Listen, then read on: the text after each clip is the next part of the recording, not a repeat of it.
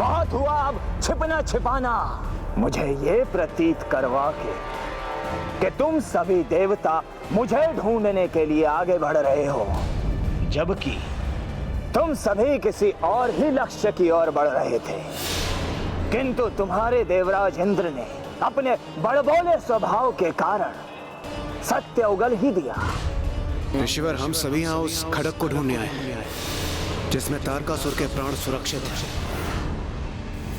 इसलिए बंद करो अपना ये ढोंग, क्योंकि सभी को भली भांति ज्ञात है कि जब तक उस खड़ग में मेरे प्राण सुरक्षित हैं, ये बालक मुझे कोई क्षति नहीं पहुंचा सकता।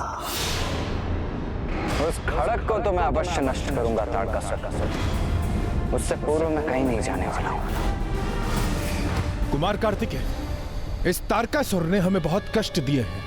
मैं इसका वध तो नहीं कर सकता, किंतु जब तक आप खड़ग ढूंढने में सफल होंगे, मैं इसे दंडित करूंगा। हाँ देव सेनापति, वायुदेव उचित कह रहे हैं। इस दुष्ट को तो हम प्रताड़ित करेंगे।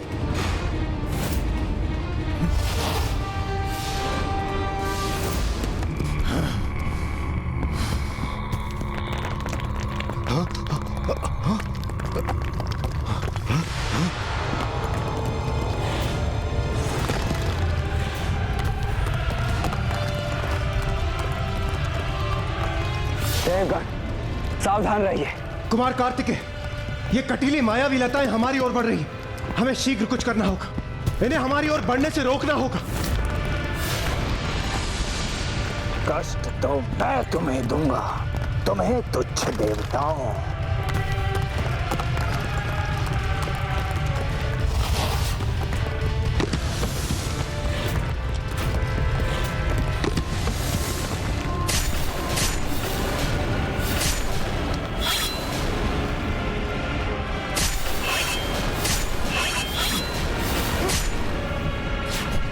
वायुदेव,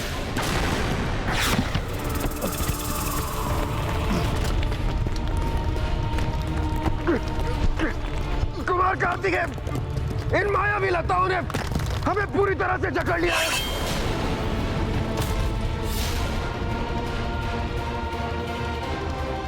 हाँ कुमार कार्तिकेय, और हमारे तो पांव भी इन लताओं में परिवर्तित हो रहे हैं।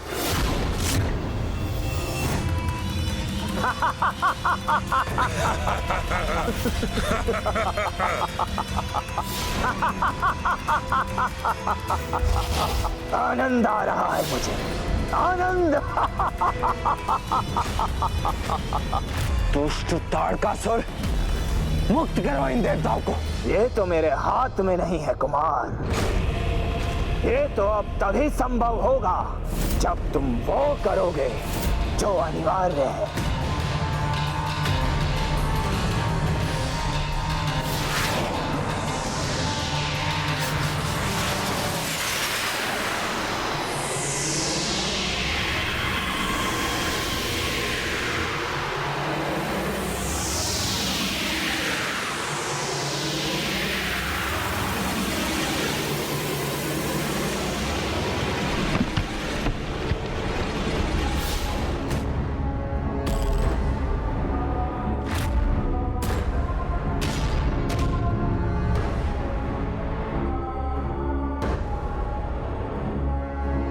ये सब क्या है?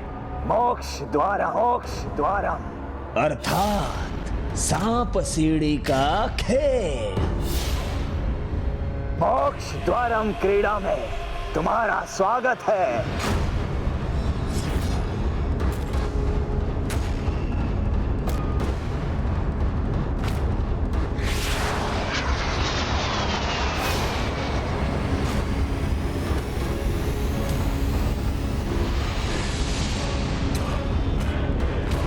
खड़ग चाहिए ना तुम्हें, तो वो वहां तुम्हारे समक्ष है, ऊपर 100 अंक वाले वर्ग पर। किंतु वहां तक पहुंचने के लिए तुम्हें मेरे साथ मोक्ष द्वारम की क्रीड़ा करनी होगी, और जिसमें जो विजयी होगा उसे वो खड़ग प्राप्त होगा। तुम्हारा विश्वास क्यों करूं मैं?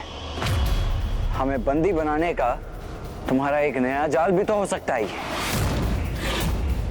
वो खड़ग सत्य ना होकर एक मायावी खड़ग भी तो हो सकता है। शोणितपुर के निर्माण के समय मैंने अपने खड़ग को रक्षित करने हेतु यहाँ पर इस भवन में मोक्ष द्वारम क्रीड़ा स्थापित किया था। अब जो भी इस भवन में प्रवेश करेगा, इस क्रीड़ा को पार करना आवश्यक है, स्वयं मेरा भी, और तभी वो इस भवन से बाहर जा सकेगा। धैर्य कुमार कार्तिकेय, हम इस दुष्ट तारकासुर का विश्वास नहीं कर सकते।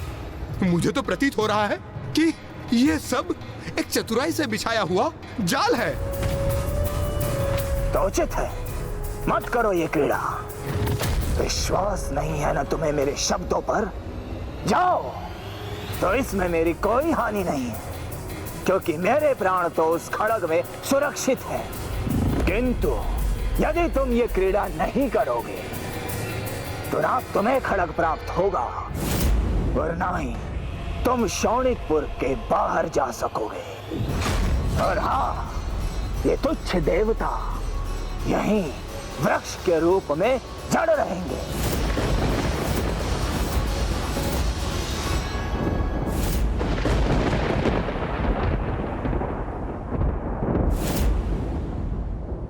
उचित है, मैं तुम्हारी चुनौती स्वीकार करता हूं। इस क्रीड़ा के नियम जाने बिना ही कुमार कार्तिकेय इसे खेलने के लिए सज हो गए। संभव है ये उचित प्रकार से खेलकर हम देवताओं को इस संकट से निकाल सकेंगे, अन्यथा हम घोर संकट में फंस जाएंगे। बहुत उत्तम निर्णय लिया है तुमने, और इस क्रीड़ा को और रोचक बनाने हेतु मैं इस पर दांव बढ़ा रहा हूं। तुम्हारी पराजय के उपरांत देवता स्वर्ग में कभी प्रवेश नहीं करेंगे। मेरी पराजय के उपरांत नहीं तारकासुर, यदि मैं पराजित हुआ तो, किंतु इसकी कोई संभावना नहीं है। किसकी जय होगी और किसकी पराजय, ये तो शीघ्र ही ज्ञात हो जाएगा।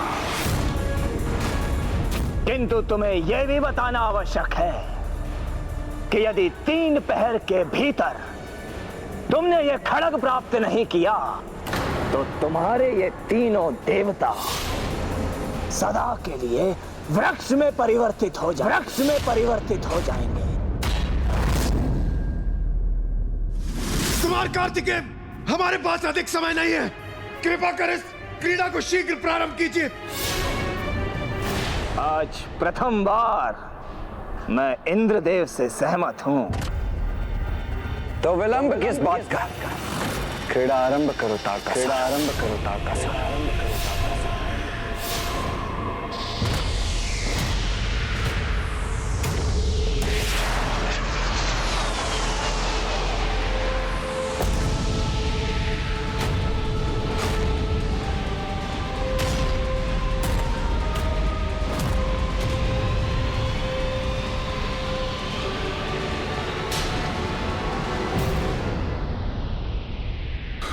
महाराज, कदाचित आप ये क्रीड़ा कर बहुत बड़ी विपत्ति को आमंत्रण दे रहे हैं। कुमार कार्तिकेय बहुत बुद्धिमान है। अभी तक उन्होंने आपकी समस्त मायावी चालों को विफल किया है। यदि वो आपसे पूर्व उस खड़ग तक पहुंच गए तो महाराज